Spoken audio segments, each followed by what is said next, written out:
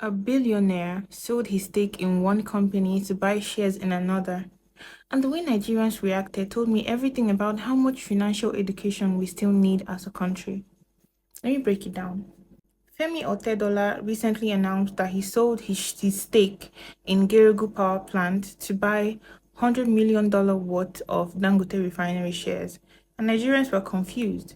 Why would somebody sell a profitable company to buy into a brand new one? I'll explain this with a simple story. Now, imagine you run a very profitable hair salon in your area. Good clientele, steady income, everything is great, okay? Then you hear that a massive beauty mall is opening somewhere like in the commercial area of your city.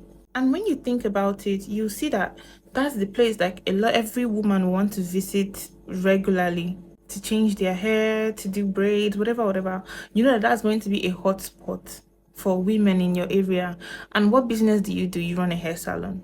So what do? You go and see it for yourself. You speak to the developers. And then after that whole conversation and all, you realize that a beauty salon in that beauty mall is going to generate almost 100 times of what you currently earn in the current location that you're in. So you sell your salon, the one you own in your area, and you buy into the beauty mall early before it opens up to the public, and before their offer price will increase. You're buying into them early before people start getting the hint, and then they officially open their doors. Like everybody can come and rent a store, everybody can come and you can buy a store, you can rent, you can buy. Before they open it, you buy into it early, even while they're still building it. Do you understand?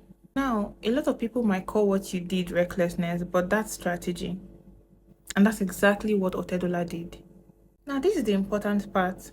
Otedola did not buy into Dangote refinery shares through a public offering. That hasn't even started yet.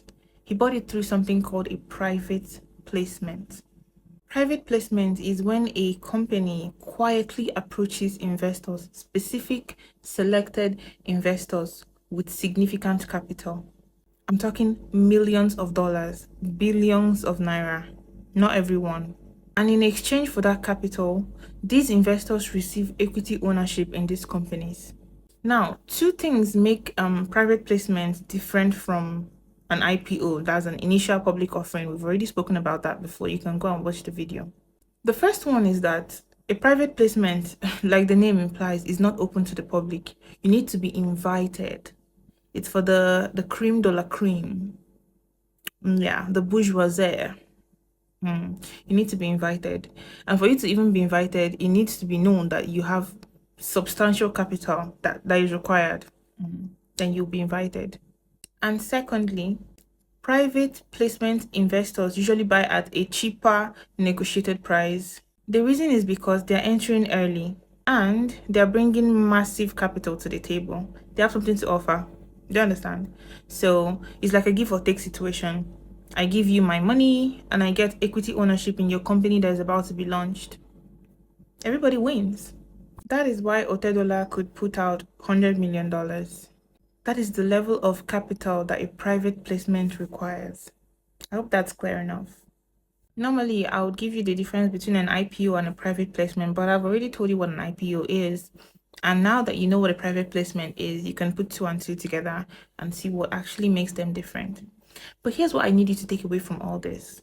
Smart investors do not move on emotion. We move with real numbers, revenue, cash flow, future demand, market control, scalability. When Otedola visited the Dangote refinery over 25 times before he committed his $100 million, that was not because he was excited. He was doing his due diligence. It's not small money that we're talking about here.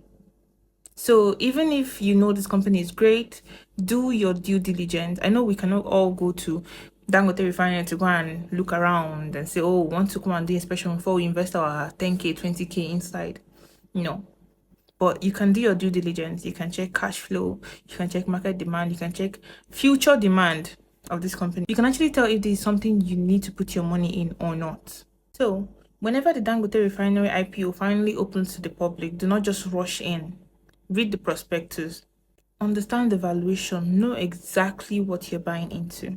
We already know that the refinery is coming, right? Dangote refinery IPO is coming. Okay? The question is whether you'll be informed enough to make smart decisions when it finally comes. Share this with your investment circle and drop your questions below. And as always, follow me, like, share to anyone who fancies content that revolves around the US and Nigerian stock market. And I'll be seeing you in the next video. Bye-bye.